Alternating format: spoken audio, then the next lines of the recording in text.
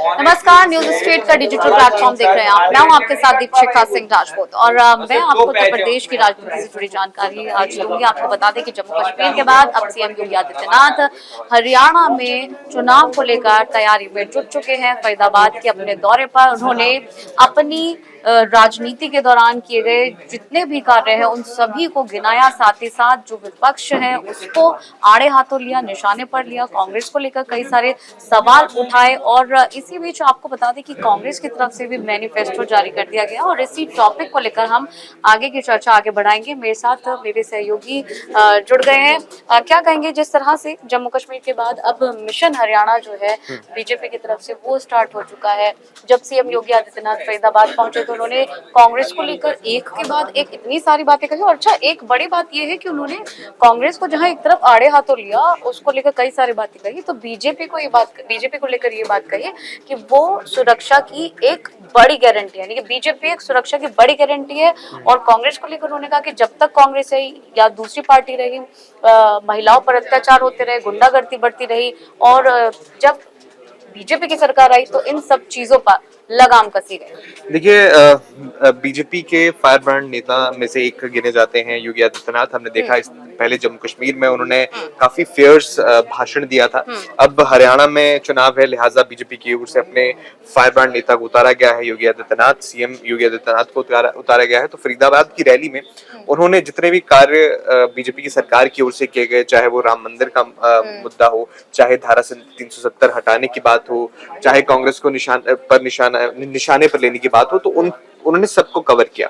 और ये भी है कि अपनी राजनीति जिस नैरेटिव के साथ बीजेपी राजनीति करती है वो उनके भाषण में पूरी तरह से झलक रही थी। बिल्कुल, हमने देखा किस तरह से उन्होंने कांग्रेस को एक समस्या बताया कि कांग्रेस ही समस्या, जाति को लेकर कहा कि जाति को लेकर बांटने का काम कांग्रेस के द्वारा किया गया कि जाति क्षेत्र भाषा के नाम पर कांग्रेस की ओर से हमेशा से बांटा गया। तो देखिए, लिहाज साफ सी बात है कि हरियाणा में जो चुनाव है वो डिफरेंट मुद्दों पर हैं, लेकिन बीजेपी जो हमेशा एक सेंट्रलाइज्ड थीम पर चुनाव लड़ती है, इस बार भी हमने ये देखा कि बड़े बड़े नेता हरियाणा में आ रहे हैं। योगी आदित्यनाथ ने भी साफ तौर पर राम मंदिर का जिक्र किया है उन्होंने कि किस तरह से कांग्रेस ये पहले कर सकती थी, बनवा सकती थी, लेकिन नहीं किया गया। और फिर बाद में जब मोदी सरकार आई, जब बीजेपी की सरकार आई, तो इस दिशा में प्राथमिकता से काम किया गया और अब राम मंदिर का जो है बनवा दिया गया और उसका पूरा कार्यक्रम हुआ।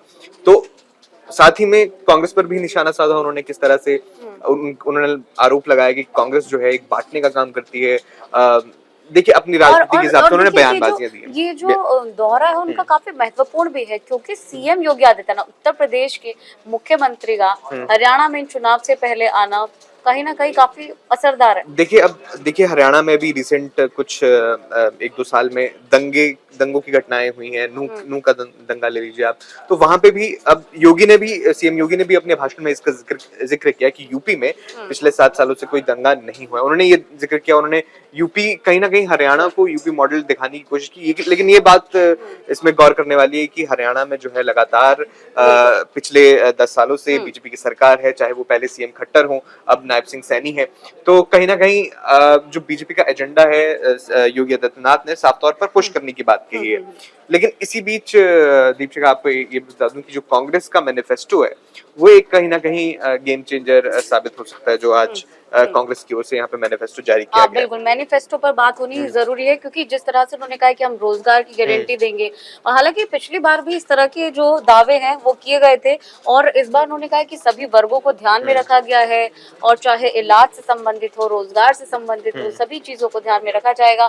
तो मैनिफेस्टो पर भी बात कर लेते हैं। बिल्कुल, देखिए मैनिफेस्टो की एक की हाईलाइट यहाँ पे महिलाओं से जुड़ी है कि महिलाओं को प्रति महीने 2000 रुपए देने की घोषणा कांग्रेस की ओर से की गई है। देखिए, हमने बाकी चुनावों में देखा, हमने हिमाचल के चुनाव में देखा, वहां पे भी महिलाओं पर फोकस किया गया था और कांग्रेस को उसका चुनाव में फायदा मिला है। यहाँ पे भी कांग्रेस की ओर से ये ऐलान किया गया है कि महिलाओं को प्रति महीने 2000 रुपए दिए जाएंगे। इसके अलावा इलाज की बात की गई, फ्री इलाज 25 लाख रुपए तक का, वो हम बिल्कुल नहीं, वो ऑल ओवर है शायद। तो इलाज की गारंटी का एक हिसाब से बीमा बीमा इंश्योरेंस की बात थी वो। और देखिए ओपीएस जो एक बहुत बड़ा मुद्दा है पूरे देश में। एसवाईएल भी बड़ा मुद्दा है। साफ तौर पर देखिए हरियाणा की राजनीति में एसवाईएल कैनाल जो हमेशा ही बना रहता है। हमेशा बना रहता है, उस पे कांग्रेस जो है अपना स्टैंड पे अड़ी है।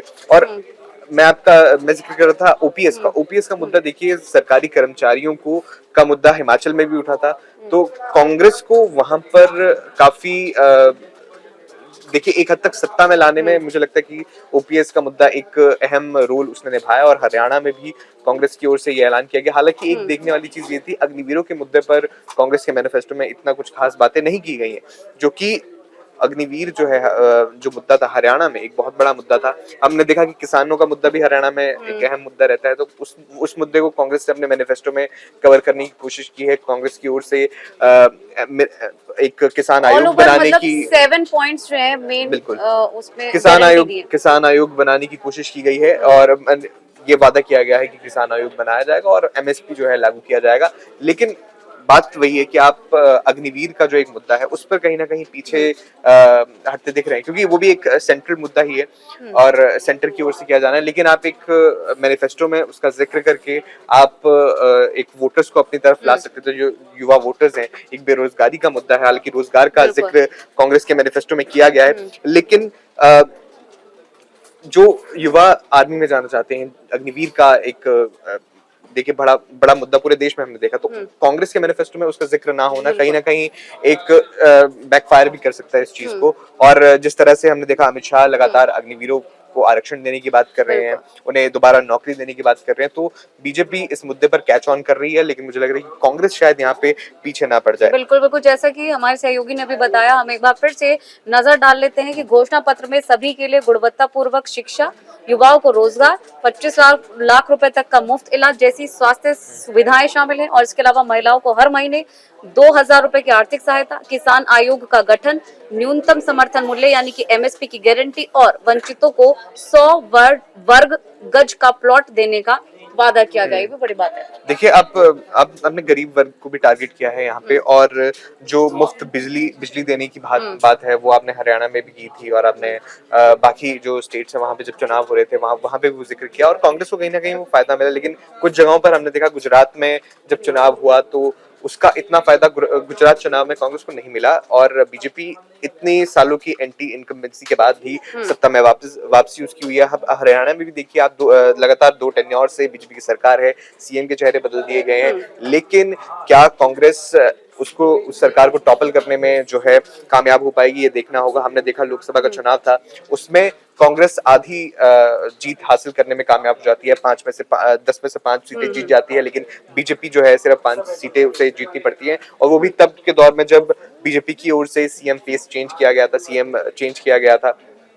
खट्टर की जगह उन्हें संसद का चुनाव लड़ाया गया और जो नायब सिंह सैनी है उन्हें सीएम बनाया गया। तो ये कहीं ना कहीं एक बैकफायरिंग एलिमेंट के तौर पर काम में आया और आधी सीटों पर रह गई यहाँ पे हरियाणा में। लेकिन अब विधानसभा चुनाव है, और विधानसभा चुनाव और हमने देखा लोकसभा चुनाव के नतीजे अलग भी रहते हैं। बिल्कुल बिल्कुल, चुनाव के जो नतीजे हैं वो कई बार अलग अलग होते हैं। कहीं पर बड़ी सीट की बजाय छोटी सीट मिल जाती है, छोटी सीट। तो देखिए ये कांग्रेस की ओर से बड़ा दाव मैनिफेस्टो में अपने जो घोषणाएं की गई हैं, गारंटियां दी गई हैं। देखिए अब बीजेपी इसको कैसे काउंटर करती है ये सवाल होगा। देखिए बीजेपी के मैनिफेस्टो में बिल्कुल देखिए अग्निवीर का मुद्दा साफ तौर पर है, किसानों का मुद्दा है, हरियाणा में किसानों का मुद्दा, अग्निवीर का मुद्दा ये रहेगा। और मैंने पहले भी जिक्र किया किस तरह से अमित शाह अपनी हर रैली में ये एक तो कांग्रेस परिवार गांधी परिवार पर लगातार हमलावर है, कांग्रेस पर हमलावर है, इसी के साथ वो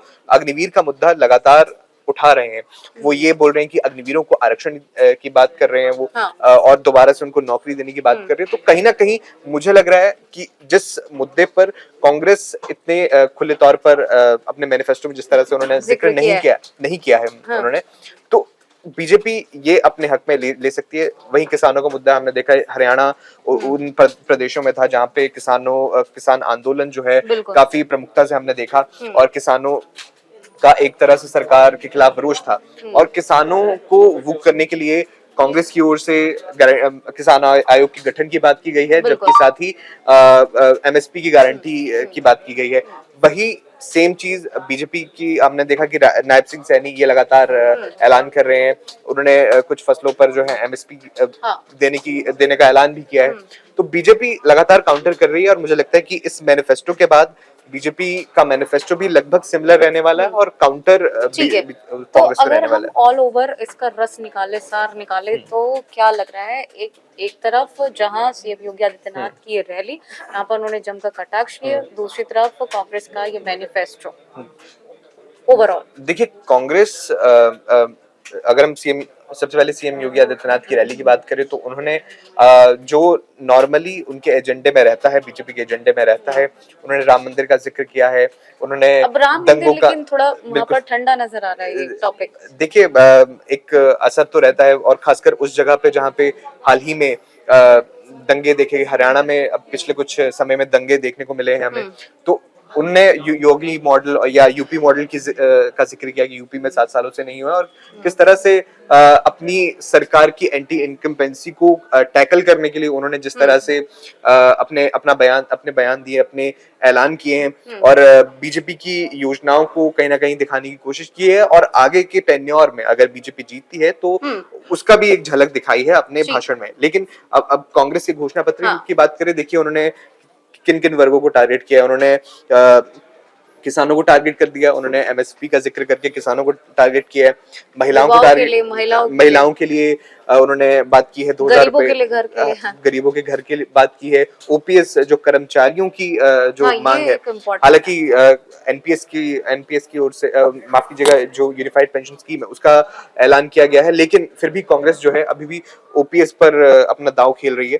ये भी एक इंटरेस्टिंग चीज है और इसी के साथ युवाओं पर भी जो फोकस जो है किया जा रहा है कांग्रेस की ओर से। लेकिन अग्निवीरों का मुद्दा ना उठाना अपने मैनिफेस्टो में, क्या ये बैकफायर करेगा, ये तो देखने वाला बात होगी। तो क्या ये बैकफायर करेगा, ये देखने वाली बात होगी, क्योंकि कांग्रेस का मैनिफेस्टो आ चुका है और बीजेपी अपने मैनिफेस्टो में किस तरह से इसको काउंटर करती है ये आने वाला वक्त बताएगा। फिलहाल इस वीडियो में इतना ही। कैसी लगी वीडियो बताइएगा जरूर, हमारे चैनल को सब्सक्राइब कीजिएगा, इसके साथ ही हमारी वीडियो को लाइक कीजिएगा, शेयर कीजिएगा। धन्यवाद। न्यूज नेशन अब व्हाट्सएप पर खबरों के ताजा अपडेट के लिए न्यूज नेशन के इस क्यूआर कोड को स्कैन करें।